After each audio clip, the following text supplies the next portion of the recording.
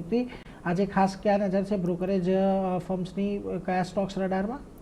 નીરજ, આજે બધા સેક્ટર જ છે વધારે પડતા, તો શરૂઆત આપણે સેક્ટરથી જ કરશું. તો ખાસ કરીને ઓઇલ એન્ડ ગેસ પર નોમુરા તરફથી એક રિપોર્ટ આવ્યો છે, થોડોક નેગેટિવ રિપોર્ટ છે. અહીંયા તેમનું કહેવું છે કે જે શાંતિ વાર્તાઓ અટકવાના જે સમાચાર આવ્યા છે, જેને કારણે કરીને ઓઇલ પ્રાઇસનું જોખમ આવનારા સમય વધુ વધી શકે છે. અને અગર જો યુએસ હોર્મઝ સ્ટ્રેટ ઓફમાં નાકાબંધી અગર જો લાગુ કરી દેશે તો હજી વધુ દબાણ જોવા મળી શકે છે. ઓવરઓલ ભારતમાં પણ એલપીજી સપ્લાયમાં અહીંયા વિક્ષેપ જે છે તે વધુ પડતો જોવા મળી શકે છે. ત્યારબાદ નજર કરશું ઓએમસીસ પર. નોમુરા તરફથી રિપોર્ટ આવ્યો છે, તેમનું કહેવું છે કે વિન્ડફોલ ટેક્સમાં ઓએમસીસને એક સીધો ફાયદો જોવા મળી શકે છે, પરંતુ રિલાયન્સમાં એક્સપોર્ટ રિફાઇનરીની છૂટ મળવાની શક્યતા જોવા મળી રહી છે, જેને કારણે કરીને સ્થાનિક યુનિટ પર એક નેગેટિવ ઇમ્પેક્ટ જોવા મળી શકે છે. પરંતુ એક્સપોર્ટ પર વધારાને કારણે કરીને ટેક્સ ઓએમસીસ માટે એક ખરીદી ખર્ચ પર અહીંયા ઘટાડો જોવા મળી શકે છે, જેમાં ખાસ કરીને એચપીસીએલ તેની જરૂરિયાત કરતાં ઘણું જ ઓઇલ જે છે તે બહારથી એક્સપોર્ટ કરતી હોય છે.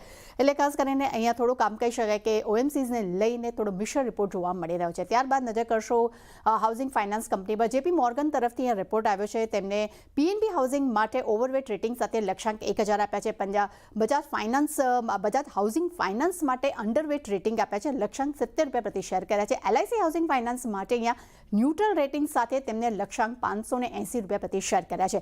અહીંયા તેમનું કહેવું છે કે આગામી 3 થી 5 વર્ષમાં 8 થી 10% મોર્ગેજ ગ્રોથનો તેઓ અપેક્ષા રાખી રહ્યા છે. પરંતુ સામે તેમનું પણ કહેવું છે કે રેસિડેન્શિયલ સેલ્સ છે તેમાં અહીંયા નરમાશ જે છે આવનારા સમયમાં જોવા મળી શકે છે. એટલે થોડોક એમ કહી શકાય કે એક મિશ્ર રિપોર્ટ પણ અહીં આપણને જોવા મળી રહ્યો છે. ફાર્મા પર નજર કરશું. નોમુરા તરફથી એક રિપોર્ટ આવ્યો છે, ત્યાં તેમનું કહેવું છે કે માર્ચ 2026માં આઈપીએમમાં વાર્ષિક ધોરણે 10%ના ગ્રોથનો એક સારો મજબૂત ઉછાળો જોવા મળી રહ્યો છે.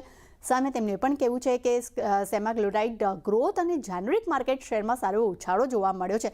પરંતુ જેનરિક દવામાં જે ઉછાળો આવ્યો છે જેનરિક માર્કેટ શેર્સમાં, જેને કારણે કરીને ડોક્ટર રેડ્ડીઝ અને ઝાયડસ ફાર્માને એક સારો ફાયદો જોવા મળી શકે છે, કારણ કે તેમનું અહીંયા માર્કેટ શેર 39% થી 34% જોવા મળી રહ્યું છે.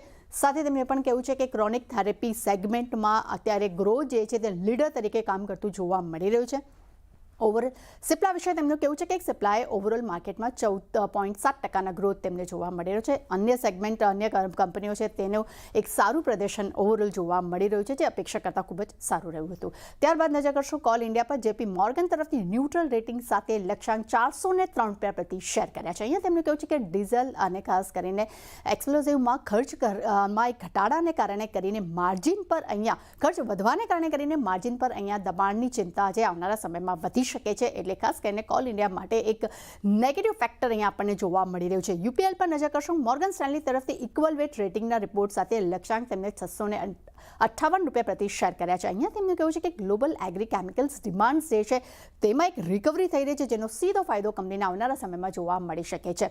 ત્યારબાદ ઇટરનલ પર નજર કરશું. ગોલ્ડમેન સેક્સ તરફથી ખરીદારીની સાથે લક્ષ્યાંક તેમને 350 રૂપિયા પ્રતિ શેર કર્યા છે. અહીંયા તેમનું કહેવું છે કે બ્લિંકેટમાં ખાસ કરીને ટીએમની અંગે વધુ ચિંતા અત્યારે જોવા મળી રહી છે, પરંતુ આવનારા 1 થી 2 વર્ષમાં ઇન્ડસ્ટ્રી એક સારા ગ્રોથની અહીંયા દેખાડી શકે છે. પરંતુ તેમણે કમ્પેરિઝન સ્વિગી સાથે કરી છે, ત્યાં તેમનું કહેવું છે કે બ્લિંકેટ જે છે તેનું માર્કેટ શેર વધુ વધી શકે છે કમ્પેરેટિવલી સ્વિગીની. એટલે ઓવરઓલ અહીંયા ખાસ કરીને ચેનલ માટે એક પોઝિટિવ બ્રોકરેજ રિપોર્ટ જોવા મળી રહ્યો છે. છેલ્લે નજર કરશું અદાની પોર્ટ પર. મેક્વારી તરફથી આઉટ પરફોર્મ રેટિંગના રિપોર્ટ સાથે લક્ષ્ય વધારીને તેમને 1860 રૂપિયા પ્રતિ શેર કર્યા છે. અહીંયા તેમણે કહ્યું છે કે ઓસ્ટ્રેલિયાના NQXT ટર્મિનલમાં કન્સોલિડેશનને કારણે કરીને કંપનીના ખાસ કરીને અદાની પોર્ટના વોલ્યુમ્સ અને અર્નિંગ્સ પર એક મોટો ઉછાળો આવનારા સમયમાં જોવા મળી શકે છે. અને એટલું જ નહીં, FY26માં 5% સ્થાનિક વોલ્યુમ ગ્રોથની પણ તેઓ અપેક્ષા રાખી રહ્યા છે. એટલે અદાની પોર્ટ માટે પણ એક પોઝિટિવ બ્રોકરેજ રિપોર્ટ જોવા મળી રહ્યો છે. એટલે ડેફિનેટલી નીરજ, ઘણા બધા બ્રોકરેજ રિપોર્ટ છે, પરંતુ સેક્ટર વાઇઝ આજે ખાસ અહીંયા નજર બની રહેશે. જી આભાર તૃપ્તિ, અમારી સાથે જોડાઈને સમગ્ર વિગત આપવા બદલ. તો જો આટલા બધા